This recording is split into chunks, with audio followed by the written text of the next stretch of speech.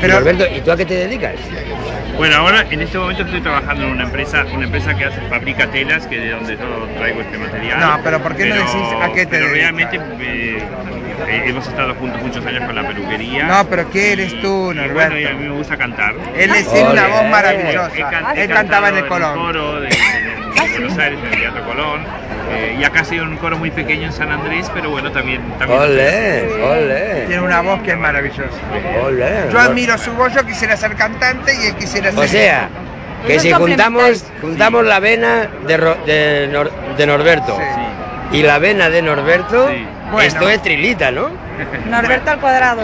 La pasamos bien porque como nos dedicamos al arte, entonces es una admiración de lo que podemos llegar a hacer.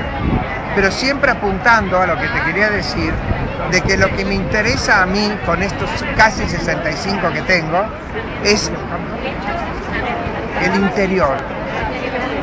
El interior. Yo he visto tanta fatuidad. El ser humano es tan fatuo. Se auto